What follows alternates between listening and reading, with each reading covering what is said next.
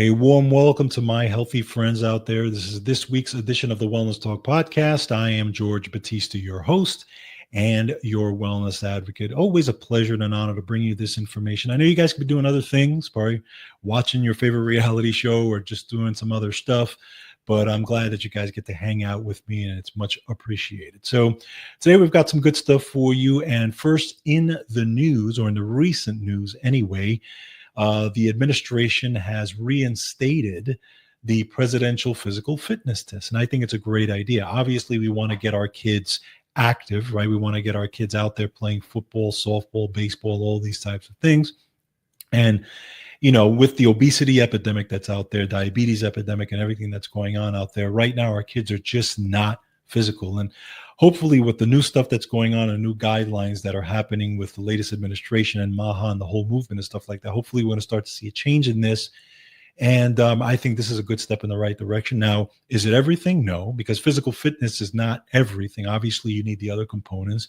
You need nutrition, you need lifestyle medicine, all that type of stuff as well. But this is one good component about this. So I'm going to play a clip that the administration talked about as far as reinstating the presidential physical fitness regimen. And I think it's a great thing for the schools, and hopefully it'll start to, put the generations back in a good direction in terms of health and fitness.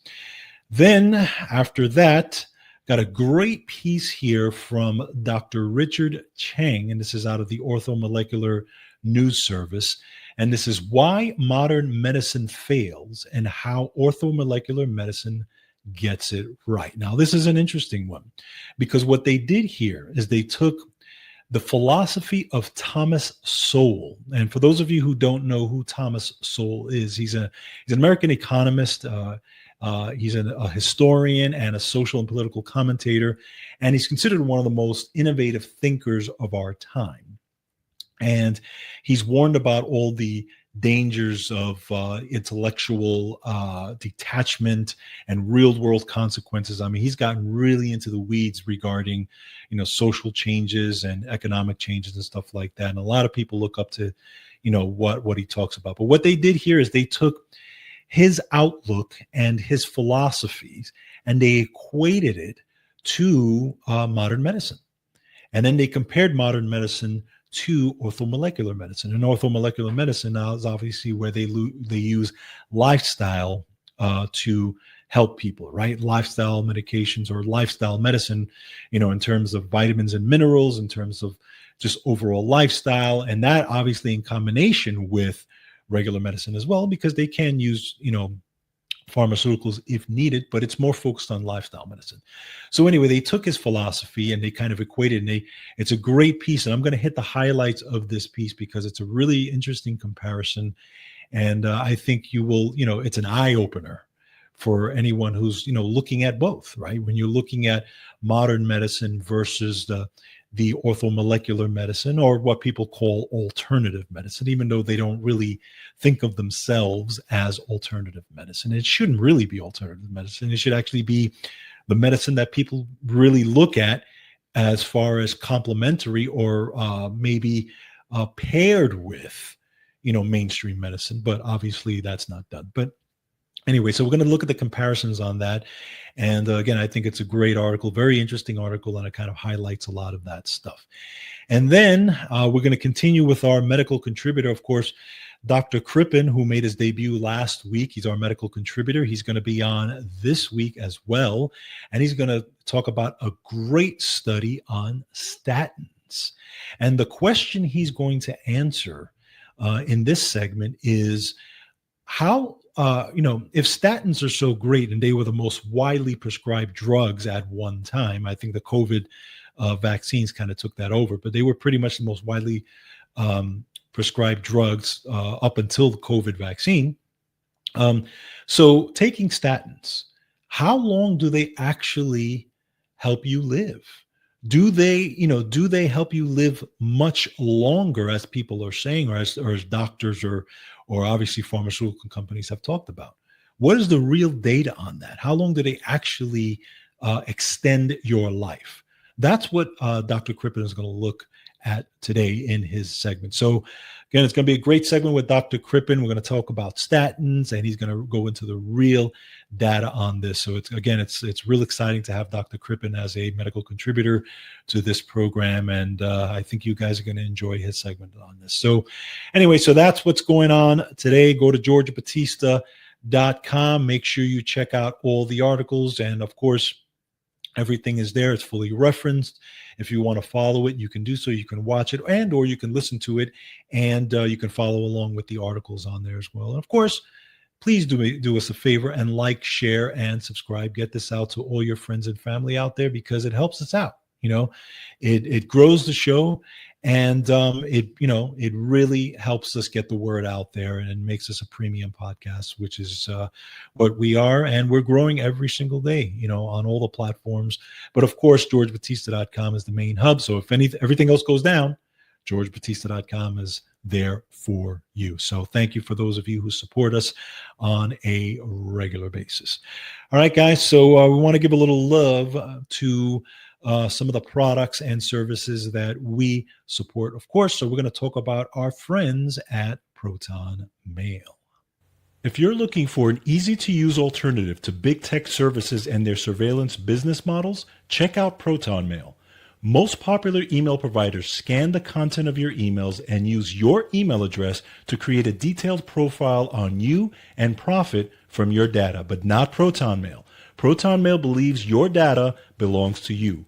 Proton Mail's end-to-end encryption and zero-access encryption ensure only you can see your emails. Not even Proton can view the content of your emails and attachments. Proton Mail is protected by multiple layers of security and trusted by journalists, security experts, and millions of people around the world. I use Proton Mail to conduct all my business online. Check out Proton Mail today at protonmail.georgebatista.com. Again, that's protonmail.georgebatista.com. If you value your privacy, check out Proton Mail today. All right, so let's get into it. So the first piece we're going to talk about is the reinstatement of the president's physical fitness test. Now, what's interesting is a lot of people didn't know this, that they had changed it. Actually, Barack Obama had changed the presidential physical fitness test when he was in office. So just to give you a little history before we kind of dive into it, the presidential physical or fitness test was initially introduced in 1966 through versions, even though versions existed earlier, and was a standard part of physical education in schools for decades. It involved activities like the 1 mile run, sit-ups, pull-ups, or push-ups, sit and reach, and shuttle run. Now, the Obama administration discontinued it in favor of the Presidential Youth Fitness Program, which focused on overall health rather than athletic performance. And again, this is one of those things where I say it is good to focus on overall health. I agree with that, actually. You want not just athletic performance, you want also nutrition, you want all the other things there as well. The problem is that we're not doing hardly any of it these days. You know what I'm saying? So I think the reinstatement of this, and to get at least some standards back in the schools and stuff like that, is a great thing, because we want our youth to be fit. We want them to be in shape. We want them to be able to go into the military. We want to be able to be, functional in society. And again, not have to necessarily depend on the medical industrial complex as they get older, fat, and out of shape. And, with all the diseases of aging, or just diseases in general, including, type 2 diabetes and obesity and all these types of things. So we want that. That's a good thing. So I think this is a great thing. And I think there was if I remember correctly, there was a story that came out last year or the year before, something like that, that said that 70% of the youth today wouldn't be able to actually serve in the military because of the obesity problem. Now that is insane to me. Okay, that's just unforgivable. So obviously we're not doing the right things here. So in my opinion, anything we can do to get our youth to move is a good thing. So let's just play a clip of the president. He had some great athletes around him, including Triple H, who was a wrestler. I remember him from my old wrestling days, watching WWE and WWF and all those. But he also had Bryson DeChambeau and some other great athletes on there. So let's play a clip of what they talked about. Well, I'm delighted to be here with some of the truly great sports legends of all time as we formally announce the newest members of the President's Council on Sports, Fitness, and Nutrition. This is an important step in our mission to make America healthy again. The order that I'll sign today in a few moments directs the Council to develop strategies to improve America's physical fitness and renew the American spirit, excellence, competitiveness, and sportsmanship. To that end, I'm pleased to announce that we're officially restoring the Presidential Fitness Test and the Presidential Fitness Award, and it's going to be a very big thing. To be honest, I never would have thought that this opportunity would have been here right at our doorstep. We have an opportunity at being the 70th anniversary of the President's Council on Sports, Fitness, and Nutrition to literally change the fabric of kids' lives. And our first initiative is to bring back and reignite the President's Fitness Test. Sport has always been part of my life, and the importance of living a healthy, active lifestyle cannot be any more important than nowadays. So thank you for the trust, and I can't wait to get to work. It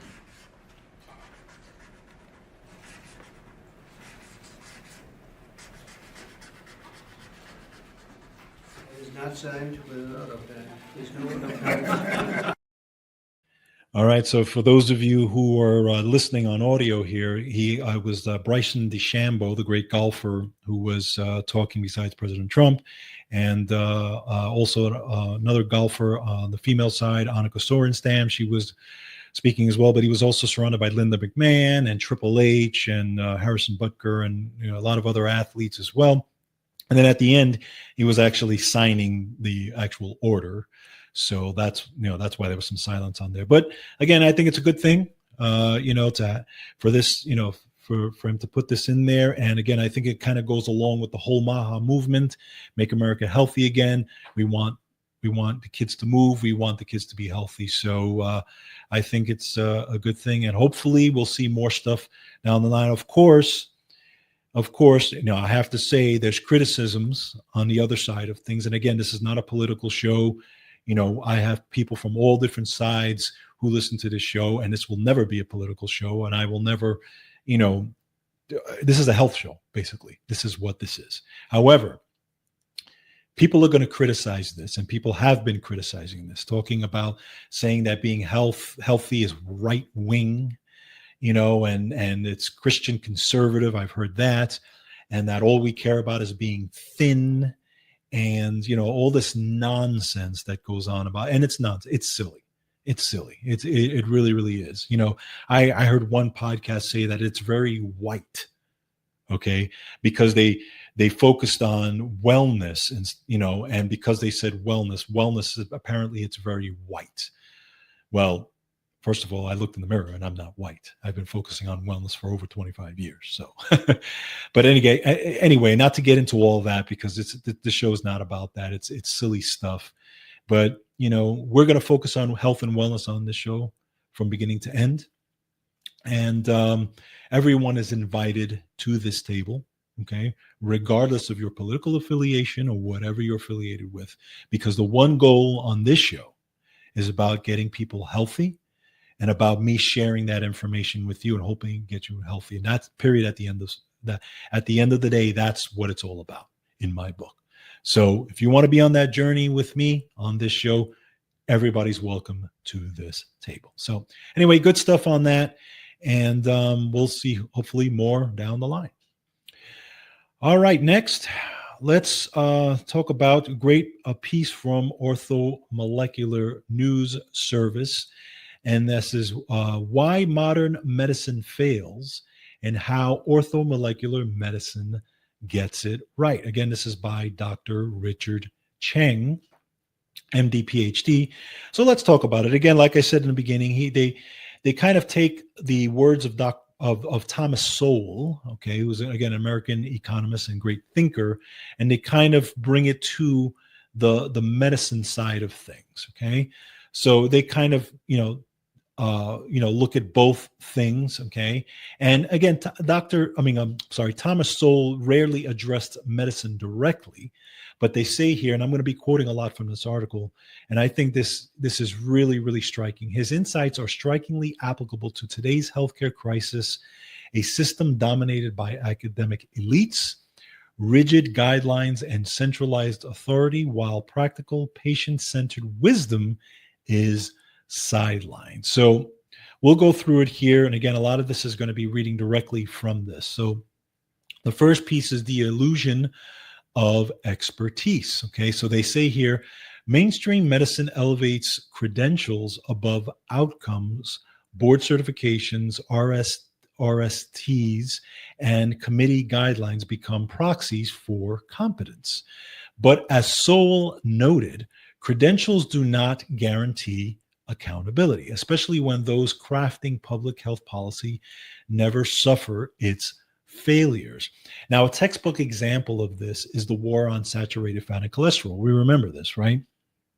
So we remember there was this whole war on saturated fat, cholesterol from the 1960s and throughout, right? And part of it was lobbied by the sugar industry because they didn't want to be demonized. So they kind of threw all the blame on saturated fat and cholesterol, right? And we saw this, we saw this war between the sugar industry and saturated fat and cholesterol and all this. And then saturated fat ended up being demonized in favor of carbohydrate-based diets. And then what ended up happening, right? We ended up having high fructose corn syrup and all this. And at the end of the day, what ended up happening was a global surge in obesity because of the refined carbohydrates. Then we saw metabolic dysfunction. We saw this huge obesity epidemic, right? And through all these years, which is at some of the highest peaks till this day. Till this day. And they say here, Thomas Sowell would ask, who paid the price for that? Not the experts, the patients did. The experts didn't worry about that. Those experts that talked about this, right, that demonized fats and saturated fat and cholesterol, which we now know a lot of that has been debunked. Who paid the price for that? Well, again, it was the average person. It wasn't the experts that actually talked about this. So again, that's one of the keys here in this. Next, one of Sowell's warnings or central warnings was when intellectuals are shielded from consequences, their errors multiply. Medical guidelines are often implemented without any direct accountability from those who created them. Let's take statins, for example. So they talk about statins here. Despite limited benefit in primary prevention, they are aggressively prescribed. Muscle pain, cognitive side effects, and insulin resistance are routinely dismissed or downplayed. Now, we're going to talk a little bit about statins when Dr. Crippen comes in, but you're seeing it in here again, right? Statins, the most widely prescribed drug in the last 20 years. Okay. And again, who do you blame? The blame was not put on the experts, right? There was, the blame was put on the patients, right? If they weren't on statins, if they didn't want to take statins, then they were blamed for non-compliance. But basically, at the end of the day, what do statins do, right? They demonize cholesterol. They stop the cholesterol production in the liver. And at the same time, there are side effects that that are discounted, by the way, by the medical authorities. Okay. And again, if you want to take a statin, you talk to your doctor about it. This is not about saying that you shouldn't be on statin drugs. Obviously, if you're going to be on statin drugs, you do that. But, as I always say on this show, it's about being informed. You need to be an informed consumer. You need to be an informed patient, and you need to ask questions, and you need to find out if you are going to be on statins, if you are going to be on some kind of medication. Then you want to be informed to know exactly what they do, what they don't do, and what are the side effects, because every medication has side effects, period. Right? End of story. That's the truth. So that's very interesting. Next, when we look at models versus reality. Sowell cautioned against intellectuals' habit of replacing messy reality with neat theoretical models. In medicine, this takes the form of surrogate markers, LDL, right? The BMI, right? Rather than patient well-being or metabolic function. So when they look at the example here, they talk about type 2 diabetes. It's treated as a glucose management issue with drugs designed to push down blood sugar. But insulin resistance, they say here, is really driven by poor diet, inflammation, toxins, and nutrient depletion. That is the real cause, they say. Now, orthomolecular medicine, again, they say here, flips the script. It focuses on restoring cellular health through nutrient repletion, detoxification, hormone balance, and metabolic repair. Root cause interventions that treat patients, not numbers. And this is where you see the big differences here, right? Because again, orthomolecular medicine, or when you get into naturopaths, when you get into functional medicine doctors, what do? They treat the patient as a whole. They treat him as a whole because they know that once you start treating the patient as a whole, in other words, getting the proper nutrition to the entire body, getting the lifestyle medicine to the entire body, it's going to affect the entire body. And therefore, it will affect glucose uptake. It will affect inflammation. It will affect toxins, right? It will affect how the body takes in the nutrition and where the nutrition goes. And it will actually start to repair the body as it's supposed to be. Not just treating it as a number, or not just treating that one thing. So we, again, remember that, put it this way, when I would work with people, I would rarely talk about if they were dealing with something, for example, and they came to me for nutrition advice, right? Because that's what they really came to me for. I didn't talk to them about whatever their problem was, whether it was type 2 diabetes or whether it was headaches or whether it was whatever it was. I talk to them about entire body nutrition. It's about treating the entire person. And it's not even that. It even goes even further than that. It's about their mindset. What was their mindset at the time? Are they stressed? Do they have stress? Did they have a lot of stress at home? What were they dealing with at home? What kind of mindset? Because you can see how the person's outcomes are going to be affected by the mindset that they come in with, right? If they don't have the mindset to go through the protocols, to go through a year or 2 years or 5 years of protocols, it's not going to work. It's not going to work. You can give them all the nutrition in the world. You can give them all the lifestyle tips in the world. It's not going to work. They have to have the right mindset. And then they have to have the mindset of treating the entire person. And that's what I did. I gave them nutrition for the entire body, right? That's what I did. And when you do it that way, okay, eventually you start to affect the things that they're actually dealing with. So it's a different mindset. So now when we look at guidelines here versus common sense, right? They say frontline doctors and patients often discover effective therapies long before guidelines catch up. For example, ketogenic diets, right? Vitamin C for dealing with all different types of things. Vitamin D for fortifying your immune system and, again, dealing with all types of things. And magnesium for, again, dealing with many different things in your body, right? Again, most people are magnesium deficient, okay? These things, unfortunately, when you look at mainstream medicine, they're labeled anecdotal. They don't take it seriously, right? The problem is that these nutritional protocols is really what runs your metabolism. Nutrition is what runs your metabolism. Any symptom that you have, right, and this is what I've said many times on this program. Any symptom that you have, you can name the symptom, it doesn't matter, of thousands and thousands of symptoms, is your body responding correctly to the stressor. Again, let me say it again. Any symptom that you have, name the symptom, is your body responding correctly to the stressor. Now, that stressor could be one of 1,000 stressors. And those 1,000 stressors are broken down into 3 categories: physical, chemical, and emotional stress.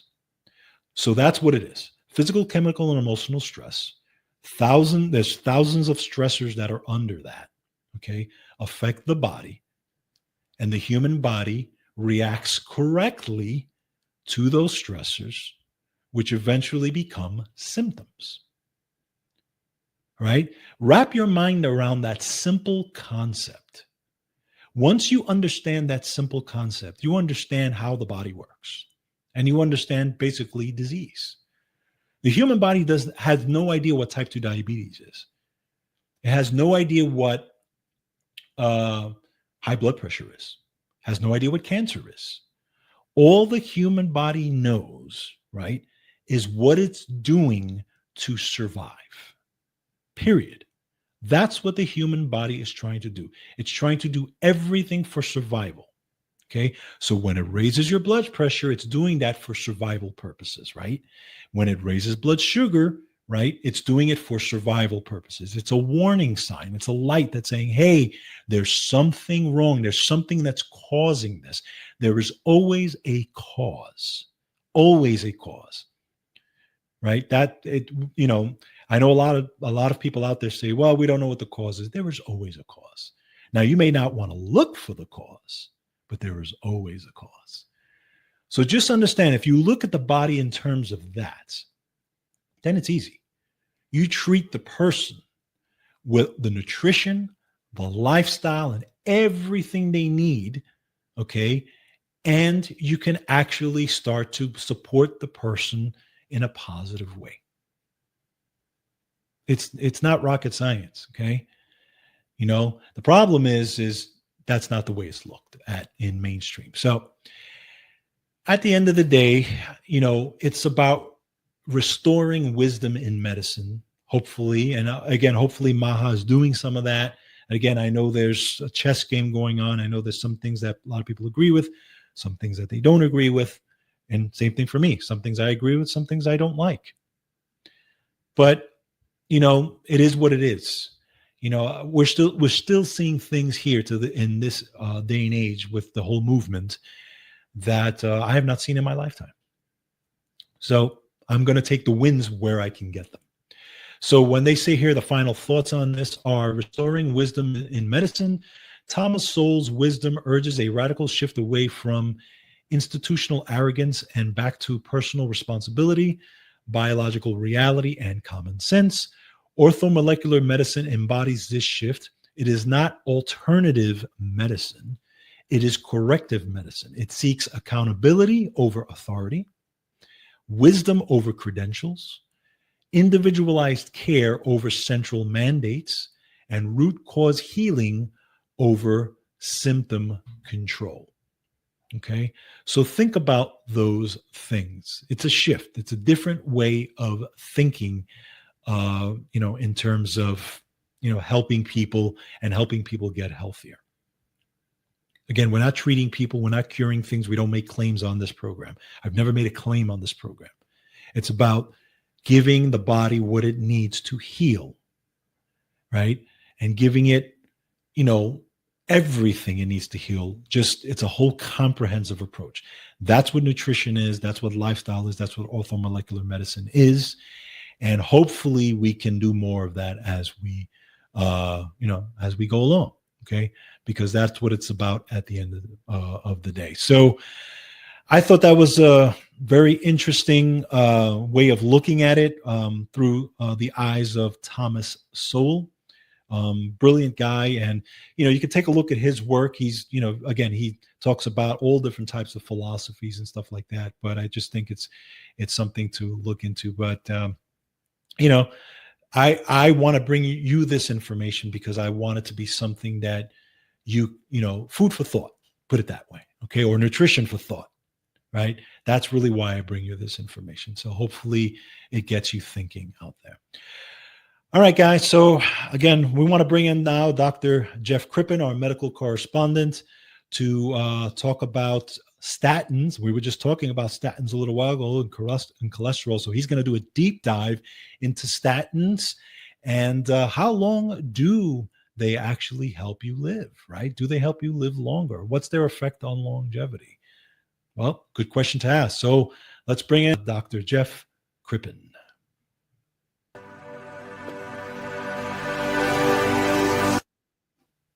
All right, Dr. Jeff Crippen is back with us again for more health information, our medical contributor. And as always, we're excited to have you, Dr. Jeff. And so, Dr. Jeff, what are we going to be talking about today? Statin or cholesterol drugs. They are one of the most prescribed drugs, $20 to $25 billion a year worth these drugs.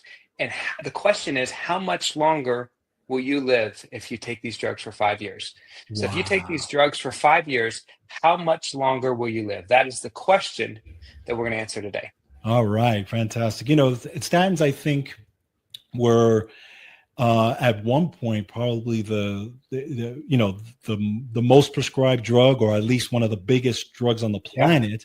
Yeah. I think I'm guessing maybe the COVID vaccine kind of took that over, but at one point statins were everywhere. But now we're seeing now people actually question the use of statins in terms of, because they're literally giving out like candy now these days. And, the question that you're asking is, how long does it actually help you live when you're on these things? And the other question is, obviously we know with any medication, there's side effects to this as well that people have to deal with. So Dr. Jeff, I'll hand it to you. Let's talk about statins. All right. Excellent. So this is a study published in the British Medical Journal. And this one was, this was published in 2015. So this is something that's about 10 years old, but still has not showed up in your doctor's office yet. So what did they say? The effect of statins on average survival in randomized trial and analysis of endpoint postponement. What does that mean? The question is, how long do you live if you take statins for 5 years? And that's what they studied. So what did they find? Right, and that's what said the objective, to estimate the average postponement of death in statin trials. If you're postponing death, it means you're living longer. So how much longer do you live? So this was what's called a meta-analysis, or a study of study. And what they found is 6 studies for primary prevention and 5 for secondary prevention, with a follow-up between 2 and 6 years were identified. And what did they find? Death was postponed between -5 and 19 days in primary prevention trials, which means if you take these drugs for, between 2 years and 6 years, so call it 5 years on average, you'll live between 5 days less, meaning you'll die 5 days quicker, and 19 days longer, right? And for secondary prevention, you'll live between 10 days less and 27 days longer. And basically, the median postponement of death for primary and secondary prevention was 3 days or 4 days longer. So you take this for 2 to 6 years, let's call it 5 years, you'll live between 3 and 4 years longer, which is a really short period of time.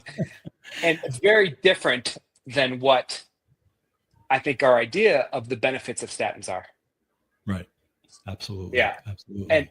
And just to define that, primary prevention is preventing disease before it starts, right? By reducing the risk factors. And secondary prevention is diagnosing it in the early stage of cardiovascular disease, but prevent it from getting worse. And basically, those are 2 types of prevention. One is stopping you from ever getting it. 2 is stopping it early so it doesn't progress further. Either way, you're living between 3 and 4 days longer. So why does that matter? Well, here's what the authors said why it matters. Statin treatment results in a surprisingly small average gain in overall survival within the trial's running time. For patients whose life expectancy is limited or have adverse effects of the treatment, withholding statin therapy should be considered. Wow. Did your doctor ever tell you that? Right? And the answer is, probably not. Right? And why does that matter? Because there's side effects to this. 30+% or more of patients have muscle pain, large muscle pain, as that's kind of a mechanism of action of how these drugs work. They work through inhibiting an enzyme called HMG-CoA reductase. That same enzyme that makes cholesterol also is responsible for majority of the coenzyme Q10 production in your body, which is why you often see muscle pain, specifically in the muscle of the lower leg with this. But also there's a significant increase in diabetes diagnosed in patients who take statin drugs. So there are real effects. And that Doris, the authors talk about this in something called the NNT, or the number to treat. Is that something you guys have mentioned? You've mentioned before? Yeah. I have not gotten into this depth, but yes, we've definitely mentioned that before. Perfect. So the idea behind it is number to treat means how many patients have to take the drug at the required dose for one to get the benefit. So let's say an NNT, here they give the example of an NNT is 40. It means if 40 people take the drug, one will get benefit, which means 39 patients get side effects but no benefit. Wow. Right? That's what an NNT of 40 looks like. And the NNT for this drug for statin drugs have shown up anywhere between 20 and 30 on the low end to 100 to 150 on the high end. So here's the authors say, it is possible that statins will delay atherosclerotic progression, or the progression of heart disease or vascular sclerosis of the arteries. And those who treat it to extent where 1 in 40 patients will have his or her endpoint postponed until the outcome is measured. The remaining 39% will also have their endpoint postponed, but none to the extent where they cross the timeline. So that's basically saying 1 gets benefit, 39 don't see the benefit. And this line got me, especially because there's been, you figure $25 billion a year for 20 years, that's over $1 trillion in statin drugs. To the best of our knowledge, statins have not been systematically assessed in an outcome postponement model. There's one paper in 2009 that reviewed all the relevant papers published until 2009. And then they put some more information behind it. So what are the results? Among the studies, 6-1 primary, kind of go through that. So then they go through, the key thing is you live between 3 and 4 days longer if you take these for about 5 years. And then the discussion, they go a little deeper. The highest value was 27 days found in the 4S study, which was achieved by 5.8 years of simvastatin therapy in participants with a history of unstable angina or myocardial infarction, which basically corresponds to what we know. If you have heart disease, and what they don't say here is if you're a male, that's the one group that has shown some benefit in statin drugs. You still have to weigh the risk. And that's what they're saying here. You take it for 5.8 years. If you have a history of unstable angina or myocardial infarction, aka a heart attack, you'll live about a month longer, right? And an experience from studies of preferences when presented with similar scenarios show that as many as 70% of lay people would not accept such a treatment. Which, what are they saying? If patients actually understood that they had to take this for 5.8 years to live 27 days longer with a history of heart attack, that they wouldn't take the deal. And that's the best case scenario. That's so incredible. What it means is patients, what they're saying is if patients really understood what was happening, they probably wouldn't go for it. I like this. Fourth, we could include only 11 of the 27 trials we need to consider. So it goes through that. If anything, so here's the key part, that last line. If anything, the included studies seem to have a marginally more favorable result, which said for a couple different reasons, they couldn't include all 27 studies because they didn't fit the criteria. And if they did, the numbers would look slightly worse. Wow. So this is literally the best case scenario. What are the clinical implications of our findings? We believe that statins should be prescribed according to the prevailing guidelines. Great. So they say, keep doing exactly what you're doing, even though these numbers show 3 to 4 days of living longer. Statins are usually inexpensive and safe, at least in the clinical setting. And the benefit in terms of mortality and non-fatal cardiovascular outcomes cannot reasonably be challenged. Okay. However, if the patient has intolerance or unpleasant side effects from statin, for example, muscular problems, which are over 30% of the time, physicians should not be too insistent on the patient continuing them. Also, for patients whose life expectancy is short, the benefit of statin therapy in terms of survival gain may be quite limited, which is a pretty strong statement because this study was funded by the University of Denmark. But the key thing I want to know this is, Pfizer has grants to the institution. he has personally received fees from teaching and consulting from the Danish Association of Pharmaceutical Manufacturers and from Pfizer, Novartis, and AstraZeneca, which are three of the biggest drug companies. So this is somebody who wrote this study, JH specifically, and if we scroll up to the top, that's Jesper Hallis. He is a paid consultant of the Danish Pharmaceutical Associations, as well as Pfizer, Novartis, and AstraZeneca. So this guy is a paid consultant, and he's saying this, which means if he's saying you're only living 3 to 4 days longer, he's not giving him the benefit of the doubt. This isn't Crazy George or Crazy Jeff saying this. This is a paid consultant of Pfizer saying, I looked at the research, I reviewed 27 studies, I picked the best 11, which actually made the drug look better than it otherwise would. And for primary prevention and secondary prevention, you're living 3 to 4 days longer. 3 to 4 days. Think about that. I mean, it's unbelievable because of the hype, and where did this all start really with the whole cholesterol thing, right? It was the whole cholesterol theory that cholesterol was bad and we have to reduce it. I mean, they literally not long ago wanted to start to prescribe statins to children, right? Yeah. For prevention. At one point, they talked about putting it in our water when it was such a big drug. This is maybe 20 years ago, but they talked about, should we put statins in our water? Yes, it boggles my mind, and yet we're seeing the evidence here now of, 3 to 4 days. We really have to educate people and doctors, right? Because there are doctors that still hold on to these theories, that still hold on to these theories of cholesterol and these types. I know people in my own circles who have come to me and say, hey, my doctor said, my cholesterol is this high and they want to put me on a statin and all this, okay, fine.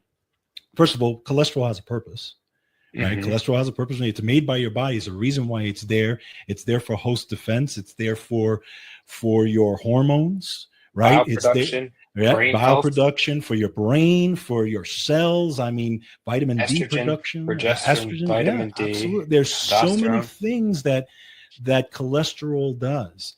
And if we didn't have cholesterol, we wouldn't be alive. Pretty much, it's that simple.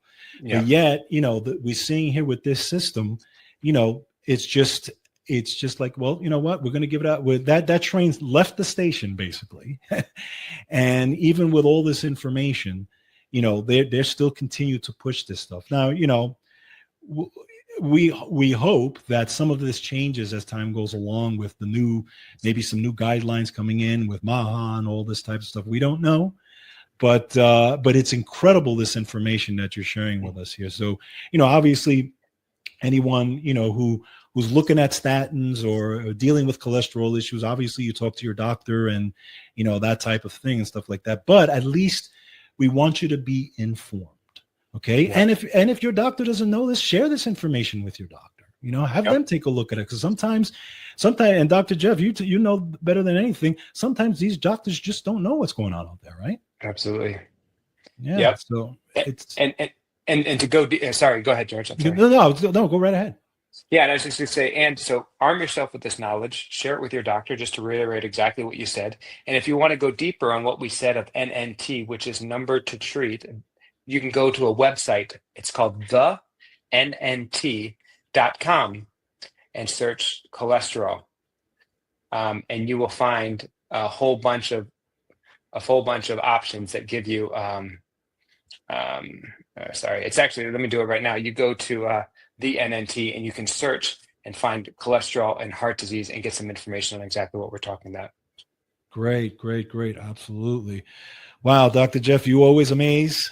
And, educating our folks, it's really so important. I want to thank you for being on here again. For those of you who want to check out Dr. Crippen and everything he's doing, you can go to crippenwellness.com to check out all the great information he's got there. And you can contact him, work with him, and look at all his resources there. If you want to check out Dr. Crippen's book, you can go to timelessyouthbook.com. And, again, amazing information, amazing book. He's a wealth of knowledge. So, Dr. Crippen, thank you so much for being with us today. Awesome. You're welcome, George. Can I share one more thing as we finish up? Absolutely. Okay. If we just share that screen, I just pulled up this at thennt.com for statin drugs. So this is an example, statin drugs given for 5 years for heart disease prevention without no heart disease, which means if you don't have heart disease, and they color code everything, red, green. So what this means is, so none were helped. So 0 lives saved, according to this NNT methodology. 1 in 104 were helped prevent a heart attack. So 104 people had to take it for 5 years. There was 1 less heart attack.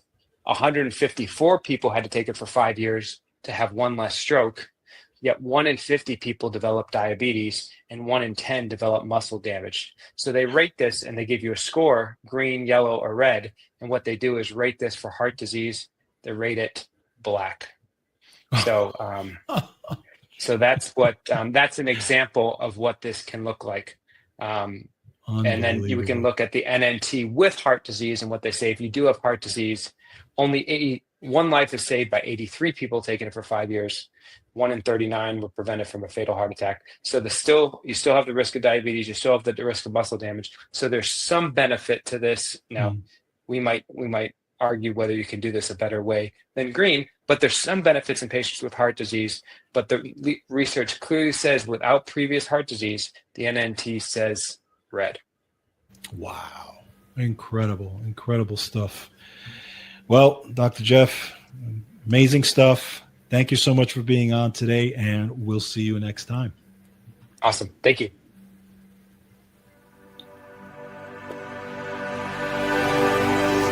There it is, folks. It's information that you're not going to see on the mainstream news. I can tell you that. So again, thank you to Dr. Jeff, always doing some great work. So, all right, guys, I want to thank you so much for joining me this week. Make sure you guys take care of yourselves. Make sure you take care of each other. Hope we gave you some food for thought. And as always, control your health. Have a great day.